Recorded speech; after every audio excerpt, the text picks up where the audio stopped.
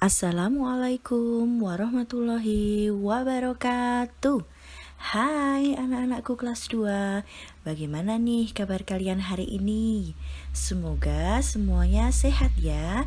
Dan semangat untuk mengikuti pembelajaran kita hari ini. Jumpa lagi dengan Bu Umi hari ini di tema 5 pengalamanku, subtema 2 pengalamanku di sekolah, dan hari ini kita sudah memasuki pembelajaran 2. Yuk sebelum kita memulai kegiatan hari ini, marilah kita berdoa terlebih dahulu ya. Berdoa dimulai. Berdoa selesai.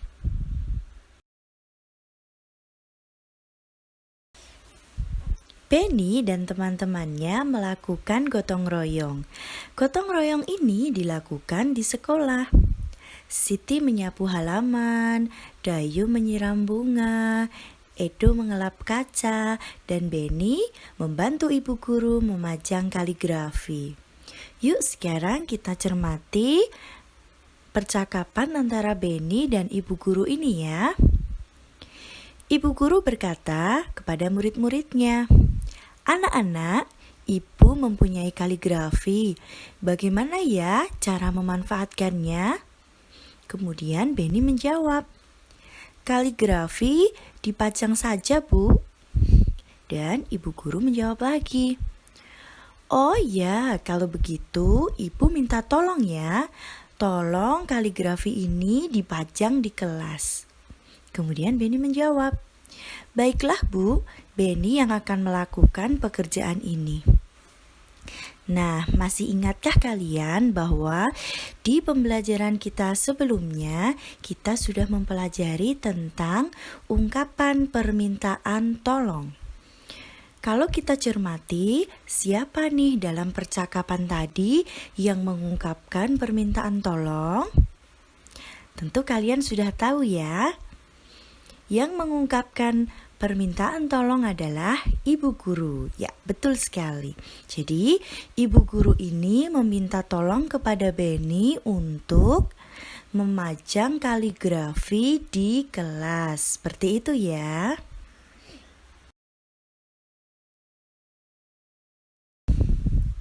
Setelah gotong royong selesai dilaksanakan, kemudian Benny dan teman-temannya berolahraga. Nah, seperti gambar yang bisa kalian amati di layar, bahwa ada 4 gerakan yang dilakukan Benny dan teman-temannya ketika berolahraga. Yuk sekarang kita cermati satu persatu ya. Tahukah kalian bahwa gerakan yang dilakukan Benny dan teman-temannya ini adalah variasi gerak keseimbangan? Yuk sekarang kita cermati gerakan pertama ya. Gerakan pertama ini adalah gerakan berjinjit dengan 2 kaki. Seperti gambar yang bisa kalian amati ya. Kemudian bagaimana cara melakukannya?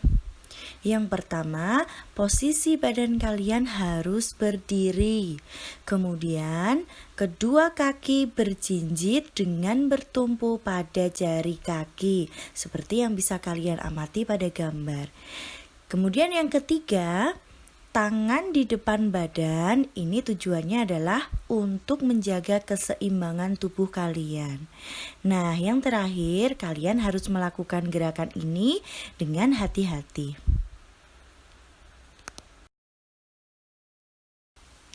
Nah, untuk gerakan yang kedua, ini namanya gerakan berjinjit dengan 1 kaki. Nah, seperti yang bisa kalian amati pada gambar ya. Kemudian, bagaimana cara melakukannya? Yang pertama, posisi badan kalian harus berdiri. Kemudian yang kedua, salah satu kaki ditekuk ke belakang seperti pada gambar ya. Dan kaki satunya ini pilihlah kaki yang terkuat. Jika kalian merasa kaki kanan kalian lebih kuat, maka yang kalian angkat adalah kaki kiri. Dan sebaliknya, jika kalian merasa kaki yang paling kuat adalah kaki yang kiri, maka yang kalian angkat adalah kaki kanan. Kemudian berjinjit dengan bertumpu pada jari kaki. Kemudian yang keempat, tangan di depan badan seperti yang tadi ya, untuk menjaga keseimbangan tubuh kalian. Dan jangan lupa lakukan juga dengan hati-hati.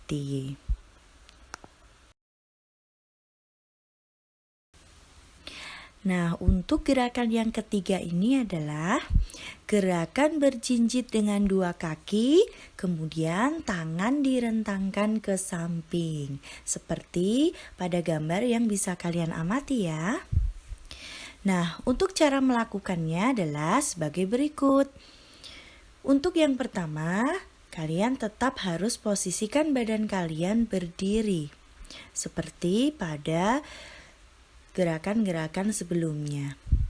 Kemudian, kedua kaki kalian berjinjit dengan bertumpu pada jari kaki.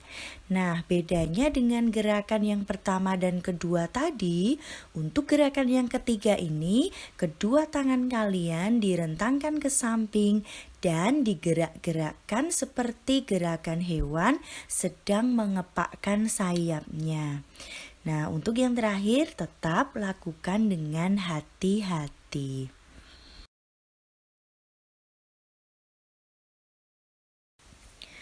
Untuk gerakan yang terakhir atau gerakan yang keempat, ini adalah gerakan berjinjit dengan satu kaki, kemudian tangan direntangkan ke samping, seperti yang bisa kita amati pada gambar ya.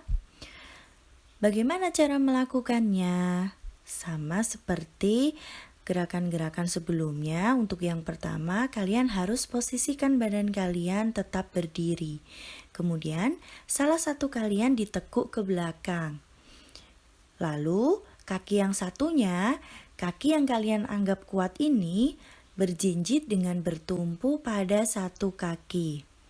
Nah, kemudian kedua tangan kalian direntangkan ke samping dan digerak-gerakkan seperti gerakan hewan sedang mengepakkan sayap.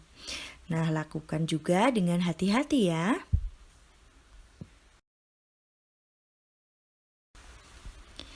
Jika di pembelajaran sebelumnya atau di subtema sebelumnya, kita sudah pelajari bagaimana sih pengamalan sila pertama Pancasila di rumah.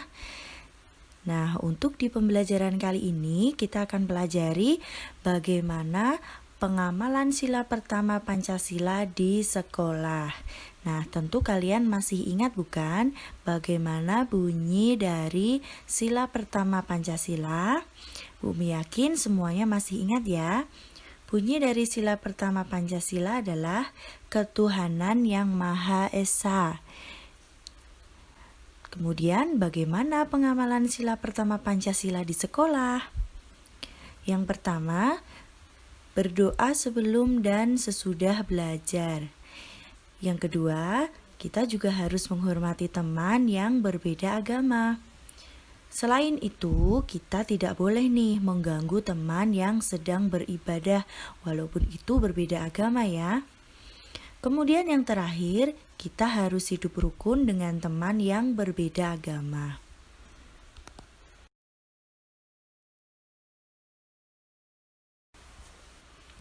Nah, untuk materi pembelajaran hari ini sudah selesai Bu Umi sampaikan ya. Kemudian ada beberapa tugas yang harus kalian kerjakan secara mandiri. Untuk tugas yang pertama adalah, silahkan kalian praktikkan 4 variasi gerakan keseimbangan yang sudah Bu Umi sampaikan dan sudah kita bahas sebelumnya ya. Kemudian, minta tolonglah kepada orang tuamu untuk mengambil foto dan kirimkan ke Bu Umi melalui WhatsApp ya.